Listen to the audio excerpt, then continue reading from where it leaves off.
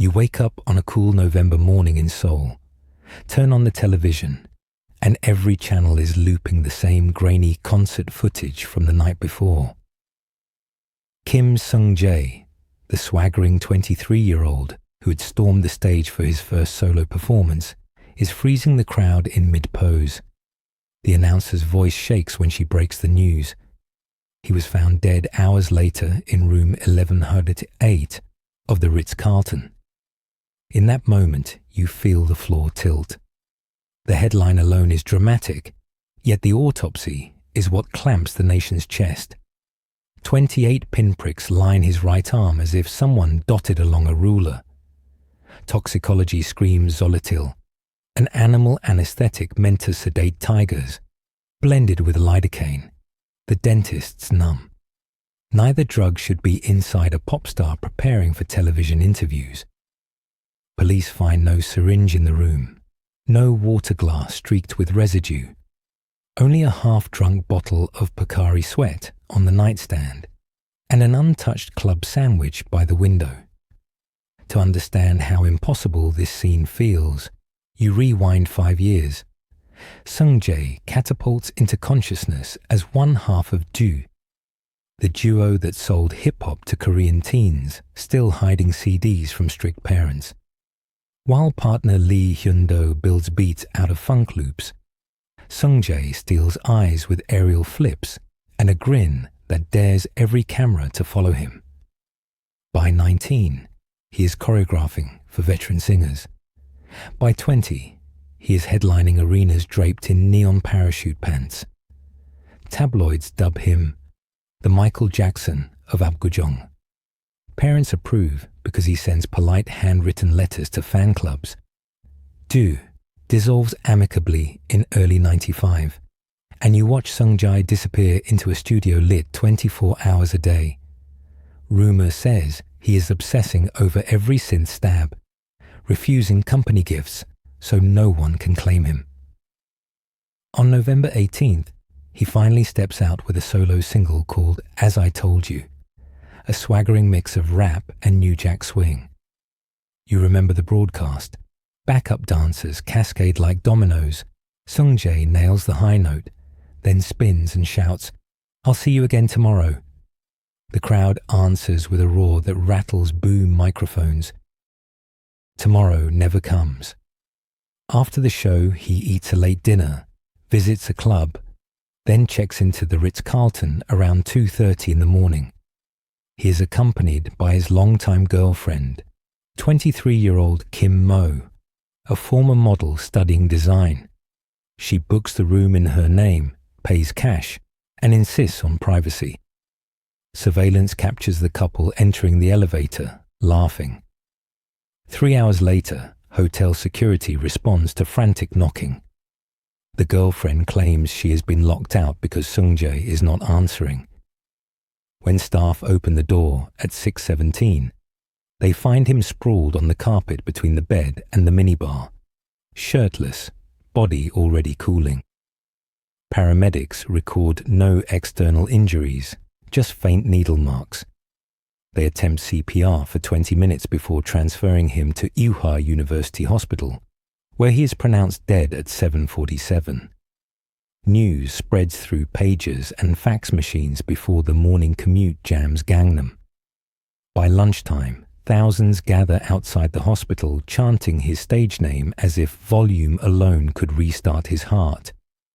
Investigators focus on the girlfriend almost immediately. You learn that 2 weeks earlier she allegedly threatened him with rat poison if he left her.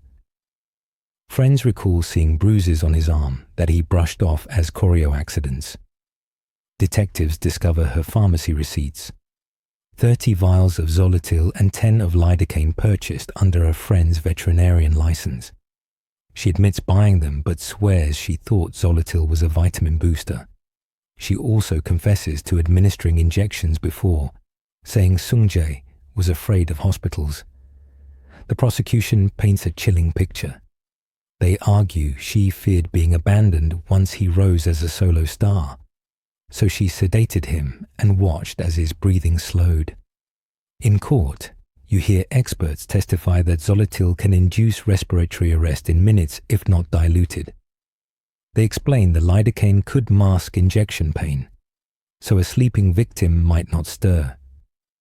The defense counters that the concentration found in Sung-jae's blood was sublethal, and that stress from overwork, caffeine, and a congenital heart arrhythmia likely tipped him over.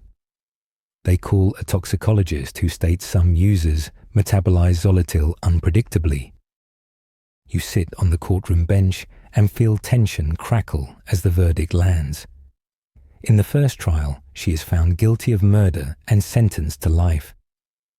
Gasps ricochet off oak walls. Yet only 8 months later, the High Court overturns the decision, citing insufficient evidence that she administered the injections that night. They note missing key items: the syringe, the vial caps, even his final phone records. Rumor swirls that the evidence room suffered a small fire. She walks free after serving a handful of months, and the Supreme Court upholds the acquittal in 1998. Media frenzy does not subside. Talk shows replay her blank expression, freeze-frame her nail color, and invite handwriting analysts to decode jealousy inside her diary. Conspiracy theories multiply. Some insist the entertainment agency orchestrated a cover-up to dodge insurance payouts. Others whisper about rival musicians scared his genre-blending sound would eclipse them. A fringe radio host claims North Korean agents targeted him after he criticized the regime's dance troupe, an allegation with zero evidence, yet a long shelf life on late-night forums. While the adults argue, fans perform their own investigations. You browse early web bulletin boards where teens map hotel floor plans, compare injection angles, and translate pharmacology papers into Hangul. They raise money for a private autopsy, only to learn Korean law forbids exhumation without family consent. Sung-jae's mother, exhausted, begs them to let her son rest. 2 decades pass, but the case refuses burial. In 2016, a television program reenacts the scene using forensic mannequins and concludes that self-injection is improbable, reigniting calls for retrial. Petition signatures flood the Blue House. Prosecutors reopen documents, yet declare that the statute of limitations has expired for any new murder charge. The girlfriend, now married with children, sues networks for defamation and wins modest damages. Each legal footnote feels like a bandage on a bullet wound. It covers, but never heals. You keep asking what truly happened in room 1108. Was it murder, accident, or a horrific cocktail of ambition and exhaustion? The evidence is both too much and not enough. Too many punctures for a casual user.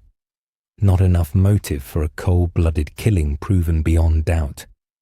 The needle marks scream foul play, yet the missing syringe robs the scream of direction.